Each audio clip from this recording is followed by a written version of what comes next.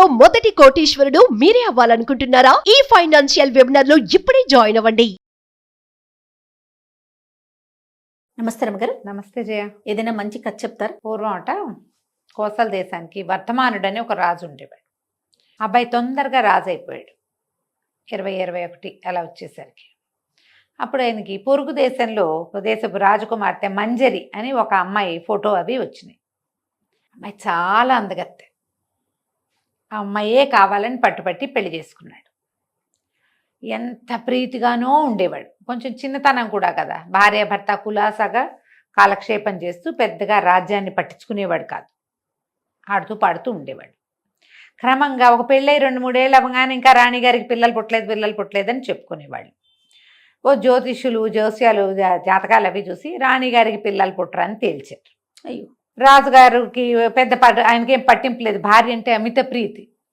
పిల్లలేపైనా ఏం పర్వాలేదని ఉండేవాడు హాయిగా. కానీ ప్రజలందరూ రాజ్యానికి వారసుడు లేకపోతే ఎట్లా అని కొంచెం మాట్లాడుకునేవాళ్ళు. మంత్రులు వాళ్ళు రాజుగారికి ఇంకొక వివాహం చేద్దాం, వీళ్ళ వంశంలో 3-4 పెళ్ళాలు ఉండటం మామూలేనని రాణిగారికి కొంచెం ఏకసం దోశారు. మంజరి ఉత్సాహపడింది. ఇంకో వివాహం చేసుకుందు కానీ నాకు సంతానం కలగదని నాకు ముందే తెలుసు. నా చిన్నప్పుడే మా నాన్నగారు జాతకం చూపించినప్పుడు నేను తెలుసుకున్నాను. నాకు తెలుసు నాకు సంతానం కలగదని, నేనేం బెంగపెట్టుకోవట్లా.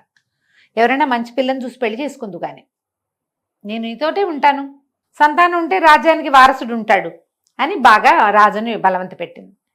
అయితే ఇతను ఒప్పుకోవాలి. నిన్నేమైనా ఇబ్బంది పెడితే నేను కూడా కొత్త భార్య సంతానం కలిగితే వాళ్ళ మోజులో నేను నిన్ను ఇలా చూడగలనో లేదు, అసలు నాకు నేను నీ ప్రేమను షేర్ చేయటమే ఇష్టం లేదనేవాడు వర్ధమానుడు.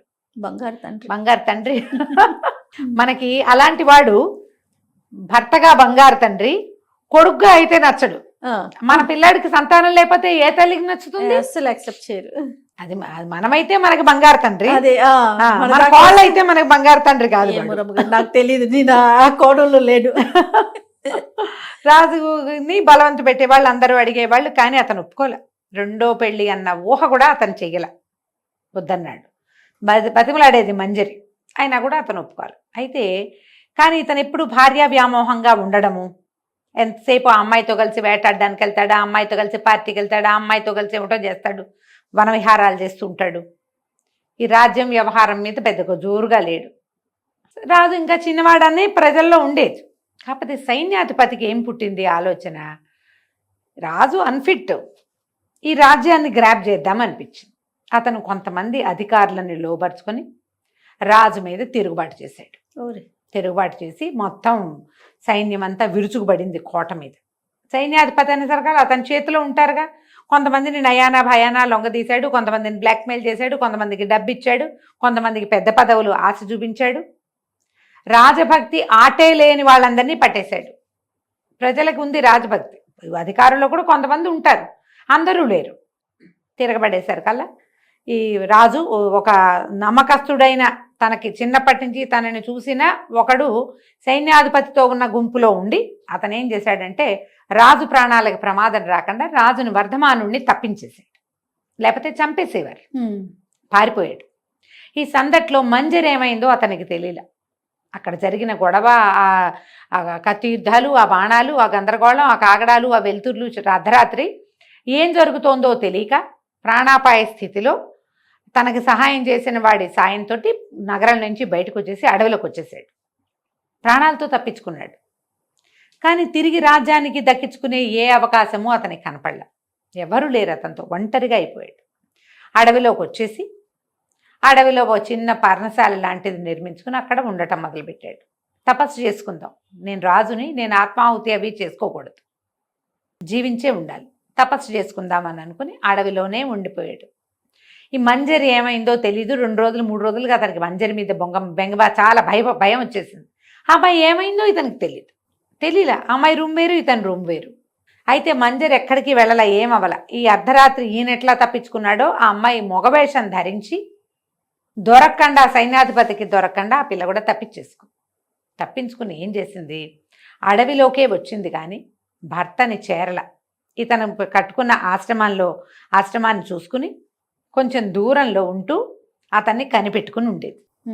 మళ్ళీ దగ్గరికి వెళ్తే భర్త మళ్ళీ వివాహము అవి అనుకోడు, తనతోటే ఉండాలంటాడు. రేపొద్దున ఏ దశలో అయినా మళ్ళీ రాజ్యం అంటూ సంభవిస్తే సంతు లేకుండానే అవుతాడు. ఇప్పుడు వేరే అవకాశం ఏదైనా లభిస్తే ఇతనికి ఎవరైనా దొరికితే మెల్లిగా నా మీద నుంచి ధ్యాస పోయి అతను మళ్ళీ వివాహితుడై సంతానాన్ని పొందుతాడు. అతని సంతానానికి ఆ రాజ్యం మీద హక్కు ఉంటుంది. అప్పట్లో అలా ఉండేవి కదా రాచరికము. అందుకని ఆ అమ్మాయి దూరంగానే సంచరిస్తూ ఉండేది. అతను ఒంటరిగా ఉన్నాడు. ఈ అమ్మాయి కూడా మంజరి కూడా ఒంటరిగానే ఉంది. అయితే ఒకనాడు ఆ అమ్మాయికి ఒక విచిత్రమైన అనుభవం ఎదురైంది. ఆ అమ్మాయి అడవిలో తిరుగుతూ ఒక చెరువు దగ్గర విశ్రాంతి తీసుకోవడానికి ఒక చెట్టు కింద కూర్చుంటే ఆ చెరువులోంచి ఒక పెద్ద పాము బయటకు వస్తుంది. ఎంత పెద్దదో, అంత పెద్ద పాము ఉంటుందని ఆమె ఎప్పుడు నమ్మల. కొండ చిలువలు తెలుసు ఆమెకి. కొండ చిలువ ఎలా ఉంటుంది, మొహం దగ్గర సన్నగా ఉండి బాడీ లావుగా ఉండి వేరేగా ఉంటుంది. ఇది అట్లాంటిది కాదు. సర్పం 10 అడుగుల పైన ఉంది. ఇలాంటి ఒక సర్పం ఇక్కడ తిరుగుతూ ఇది సంతానాన్ని వృద్ధి చేస్తే, అడవిలో తన భర్త ఉన్నాడు, అడవి దాటితే గ్రామాలు వస్తాయి.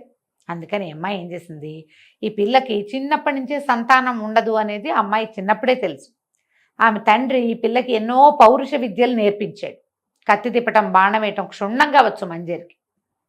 చేతిలో ఉన్న కత్తితోటి పావును తెగ నరికేసింది భయపడకుండా. మామూలుగా ఆడవాళ్ళు అయితే భయపడి తెచ్చిపోతారు. యుద్ధ విద్యలు వచ్చిన అమ్మాయి అవటంతో ఆ అమ్మాయి కాస్త నరికేసరికల్లా ఏమైంది, ఆ తల నరికేసరికి ఆ తలలోంచి తన ముఖంలో నుంచి ఒక రాయి బయటపడింది, మణి. ఆమె చూస్తుండగానే ఈ తెగిపడిన శరీరం ఒక రాక్షసుడి శరీరంగా మారింది.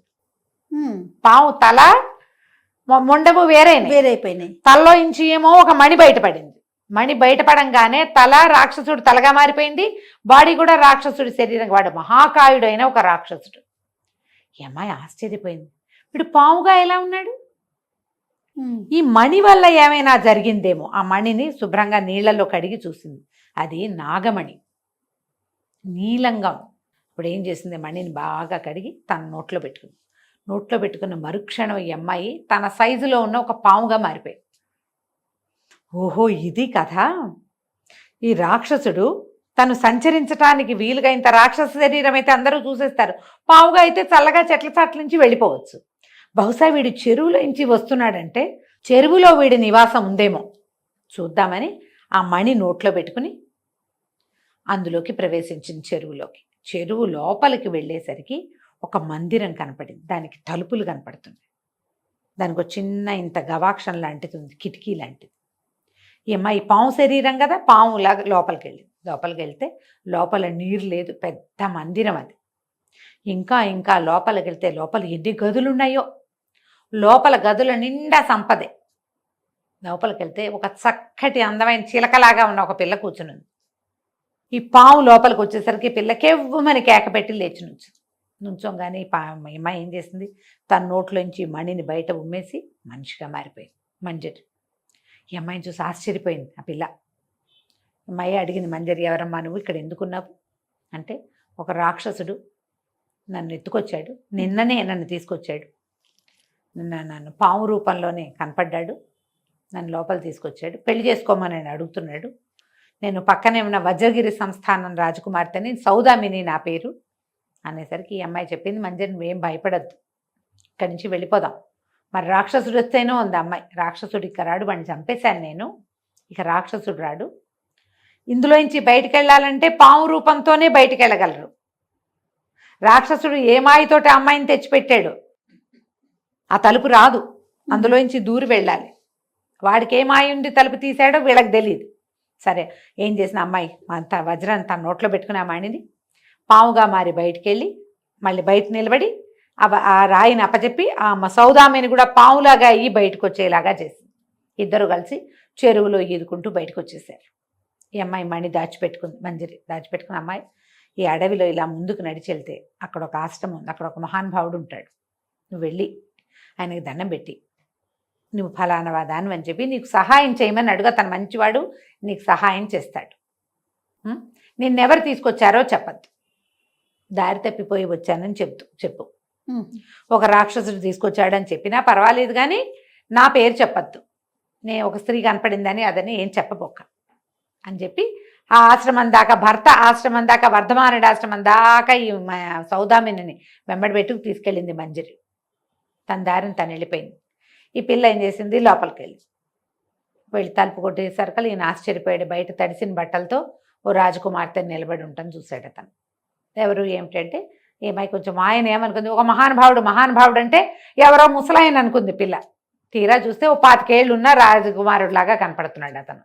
బట్టలు పాతబడినాయి కానీ ముక్కు మొహం బాగున్నాయి కదా. 25, 25, 26 సంవత్సరాలు ఉన్నాయి అతనికి. తలుపు కొట్టి అయ్యి చెప్పింది, నేను వజ్రగిరి సంస్థానం రాజకుమార్తెని. అడవిలో దారి తప్పితే ఒక రాక్షసుడి మాయలో బంధించాడు, ఎవరో మహానుభావులు రక్షించారు, నన్ను మా ఇంటికి చేరుస్తారా అనేసరికి ఇతను సరేనని ఒప్పుకున్నాడు. అతను గుర్రం అతని దగ్గర ఉంది, గుర్రం మీద కదా పారిపోయి ఇచ్చాడు. ఆ గుర్రం మీద ఈ రాజకుమార్తెని ఎక్కించుకుని వజ్రగిరి సంస్థానానికి తీసుకుపోయాడు. ఎప్పుడు 3 రోజుల క్రితం తప్పిపోయిన రాజకుమార్తె ఇల్లు చేరేసరికల్లా ప్రజలంతా ఆశ్చర్యపోయారు. రాజుగారు బోళంతా స్వాగత సత్కారం చేసి వర్ధమానుడిని లోపల తీసుకుపోయి కుశల ప్రశ్నలు వేసి స్నానం పానం చేయించి మంచి బట్టలు పెట్టి ఇతని పేరు అది కనుక్కునేసరికల్లా ఆశ్చర్యపోయాడు. ఇదేంటండి ఇలా అయ్యారు, మీరు ఇక్కడే ఉండండి, మీరు ఇంకా అడవిలోకి వెళ్ళొద్దని కొద్ది రోజులు ఉంచుకున్నాడు. నా ఆతిథ్యం స్వీకరించండి, మా పిల్లని రక్షించి తీసుకొచ్చారు అని చెప్పి ఉంచుకున్నాడు. ఉంచుకుంటే క్రమంగా ఈ పిల్ల ఏం చేసేది, రోజు 2 పూట్ల వచ్చి ఈయన కుశలం కనుక్కొని ఆయన్ని సేవిస్తూ ఉండేది. మెల్లిగా ఒకళ్ళ మొహాలు ఒకళ్ళకి అలవాటు పడ్డాయి. ఈ రాజుగారు ఏమన్నాడంటే, మీ భార్య ఏమైపోయిందో తెలియదు కదా, మా అమ్మాయిని వివాహం చేసుకోండి, నేను మీ రాజ్యం మీ చేతికి దిగ కోసల రాజ్యం మళ్ళీ మీకు వెనక్కి వచ్చేలాగా నేను ఏర్పరుస్తానని అడిగాడు. అడిగేసరికి అతను కొంచెం ముందు వెనక ఆడాడు. కానీ ఈ పిల్ల చూపించే ఆపేక్ష, అమ్మాయి చాలా శ్రద్ధగా ఉండటము, మెల్లిగా మనుషులు అలవాటు పడితే ఇలాగే అవుతాయి కదా వివాహాలు. మెల్లిగా ఆ రాజకుమార్తెని, వజ్రగిరి రాజకుమార్తె సౌదామిని వివాహం చేసుకున్నాడు. చేసుకుని వాళ్ళతో పాటే అక్కడ ఉన్నాడు. ఆనుపాను చూసుకోవాలి, 2వ రాజ్యం మీదకి దండెత్తాలంటే వీళ్ళు సైనిక బలం అది కూర్చుకోవాలి కదా, వీళ్ళు ఈ ఏర్పాట్లలో ఉన్నారు. ఇంతలో ఈ మంజరి ఏం చేసిందంటే, ఈ వజ్రాన్ని నోట్లో పెట్టుకుని సర్పంగా మారి ఊళ్ళోకి వెళ్ళటం మొదలుపెట్టింది, నగరంలోకి. ఈ సైన్యాధిపతి రాజుగారు సరిగ్గా చేయట్లేదని ప్రజలకి న్యాయం చేయాలని తీసుకోలా, రాజ్యాన్ని సొంతం చేసుకోవటమే అరాచకంగానే ఉంది రాజ్యం. ఈ అమ్మాయి ఏం చేసింది, మెల్లిగా మంత్రులు సామంతులు తమకి అనుకూలంగా ఉన్న వాళ్ళని ఒక్కొక్కళ్ళని కలిసి ఇతని మీద తిరుగుబాటు చేయటానికి పెట్టింది. మాట్లాడి ఈయన వజ్రగిరి సంస్థానంలో ఉన్నాడని వాళ్ళకి ఆనుపాను అందించింది. దాంతో ఇక్కడి నుంచి కబుర్లు వెళ్ళినాయి వజ్రగిరికి. రాజుగా ఉన్నటువంటి సైన్యాధిపతి సరిగ్గా లేడని, అతని మీద మీరు ఎప్పుడు దండెత్తి వచ్చినా మేమందరం సహాయం చేస్తామని ఇక్కడి నుంచి కబురు వెళ్ళేసరికల్లా వజ్రగిరి నుంచి ఒక చిన్న సైన్యాన్ని తీసుకుని రాత్రికి రాత్రి వచ్చేసాడు ఇతను. తెల్లవారేసరికల్లా ఈ అంతఃపురంలోకి ప్రవేశం. ఇప్పుడు కొత్తవాడికి కష్టం, రాజే అయితే అతనికి అన్నీ తెలుసు కదా, ఏ పక్క నుంచి వెళ్ళాలో ఏమిటో. అంతఃపురంలో ప్రవేశించి రాత్రే ద్వంద్వ యుద్ధంలో సైన్యాధిపతిని సంహరించేశాడు. తెల్లవారేసరికల్లా సభ తీర్చేసరికి తమ రాజే వచ్చేసరికి ఆశ్చర్యపోయారు ప్రజలు, అధికారులు కూడా. లోపలికి వెళ్ళేందుకు అన్ని రకాల సాధనాలు అమ్మాయి ఏర్పరిచి పెట్టింది.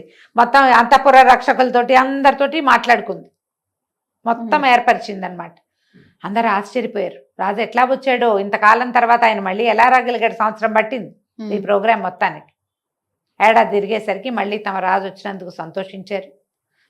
మంజరి కూడా వచ్చేసరికి రాజు భార్యను కౌగిలించుకున్నాడు. నేను నీకు అన్యాయం చేశాను, ఒక అమ్మాయిని పెళ్లి చేసుకున్నాను అంటే నాకు తెలుసు, ఆ అమ్మాయిని నేనే పంపించాను నీ దగ్గరికి వివాహం కోసమే.